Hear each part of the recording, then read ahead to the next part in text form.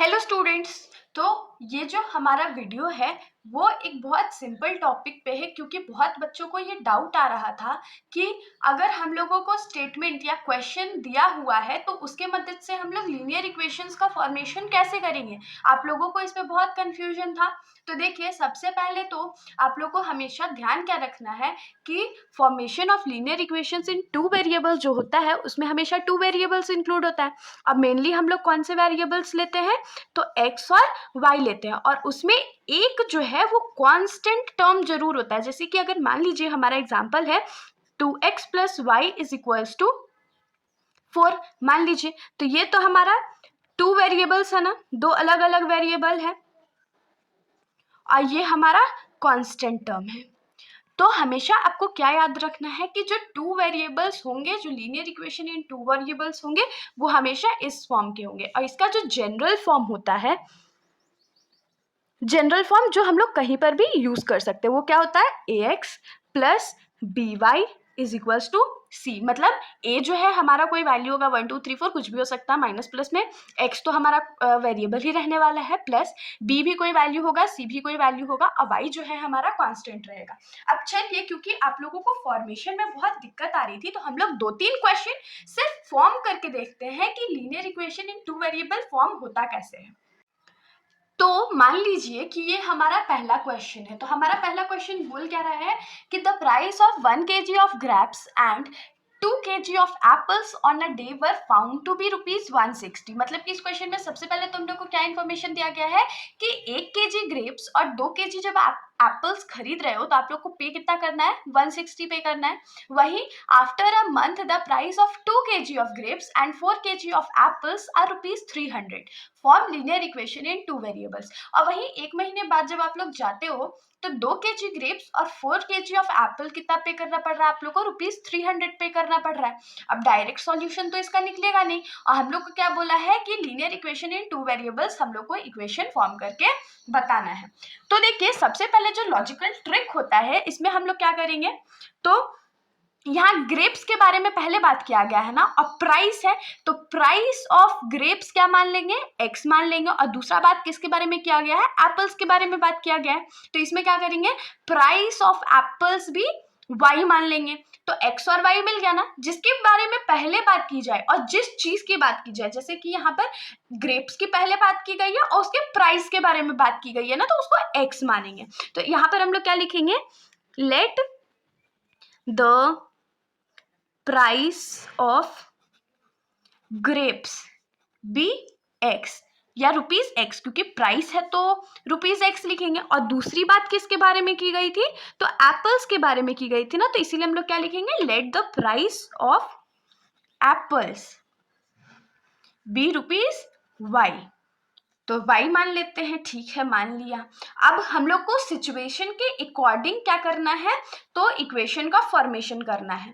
तो यहाँ पर क्या बोला, price of 1 kg of grapes. तो 1 kg ग्रेप्स लोगे तो 1 kg का ही पैसा पे करोगे ना, तो ये पर केजी का प्राइस था, प्राइस ऑफ पर केजी ही लेते हैं। तो 1 kg का प्राइस प्लस, और हमने ग्रेप्स के साथ क्या लिया था, 2 kg ऑफ एप्पल्स, तो 2 इंटू पर केजी ऑफ एप्पल का प्राइस कितना था, वाई। एप्पल्स भी, या late the price of grapes पर केजी आप लोग लिख सकते हो आप लोगों का कन्वीनियंस के लिए, लेकिन अगर नहीं भी लिखोगे तो भी चलेगा। तो पर केजी वाइज लिख लिया मैंने, और उसके बाद पे कितना करना पड़ा है, ₹160 पहला इक्वेशन में पे करना पड़ा। देखा, जब 1 kg ग्रेप्स और 2 kg एप्पल्स का खरीदारी हुआ तो पे कितना किए, ₹160 किए, ठीक है।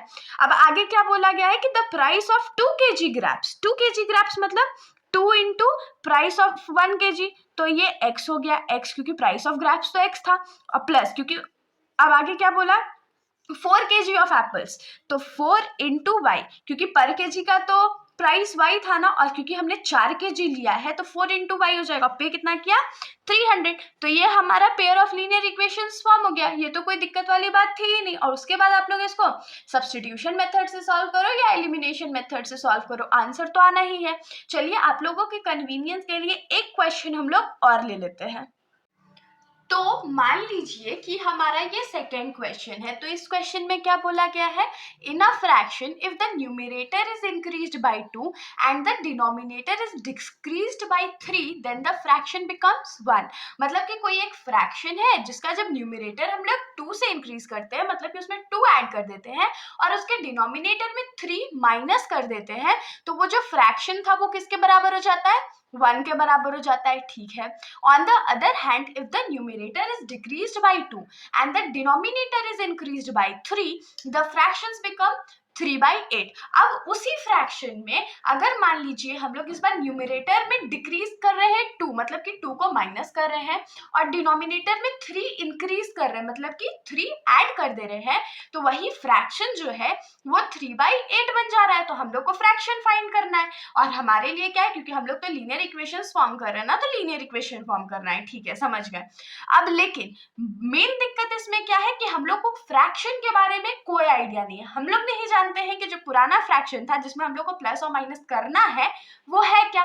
तो इसमें हम लोग क्या करेंगे, देखिए सबसे पहले बात किसकी की गई है, न्यूमरेटर की गई है, तो हम लोग न्यूमरेटर को क्या अज्यूम कर लेंगे, x अज्यूम कर लेंगे, और वहीं बाद में बात किसकी की गई है, डिनोमिनेटर की, तो डिनोमिनेटर को हम लोग क्या अज्यूम कर लेंगे, y अज्यूम कर लेंगे। तो हम लोग लिखेंगे let the numerator of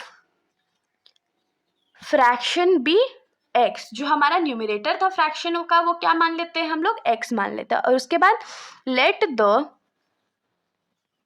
denominator of fraction be y, वहीं पर डिनोमिनेटर फ्रैक्शन का हम लोग क्या अज्यूम कर लेते हैं, y अज्यूम कर लेते हैं। तो यहाँ से जो हमारा फ्रैक्शन है वो क्या बन जाएगा, x/y बन जाएगा, क्योंकि न्यूमरेटर तो ऊपर रहता है और डिनोमिनेटर नीचे रहता है। ठीक है, अब क्वेश्चन पे हम लोग वापस आते हैं। इसमें क्या बोला गया है कि if the numerator is increased by 2, मतलब कि न्यूमरेटर में हम लोग 2 ऐड करें, तो न्यूमरेटर हमारा क्या है, x है, और उसमें 2 ऐड कर दिए, डिवाइडेड बाय y तो हमारा नीचे ही रहने वाला है।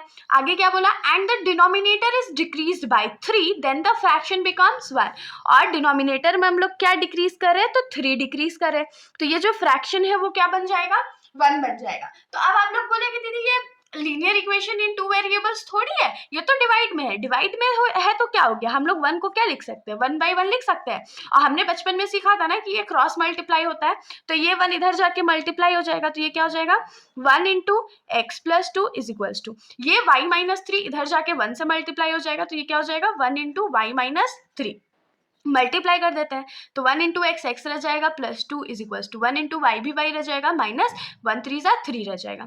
अब x और y लेफ्ट साइड रखते हैं ना, तो x तो हमारा प्लस में है और y जो है राइट साइड में प्लस में था, इधर जाके क्या हो जाएगा -y हो जाएगा, =-3, और 2 इधर प्लस में है तो इधर जाके माइनस हो जाएगा। तो इसको थोड़ा सा सॉल्व कर लेते हैं, तो ये क्या हो जाएगा x - y = -5, ये हमारा इक्वेशन 1 बन गया।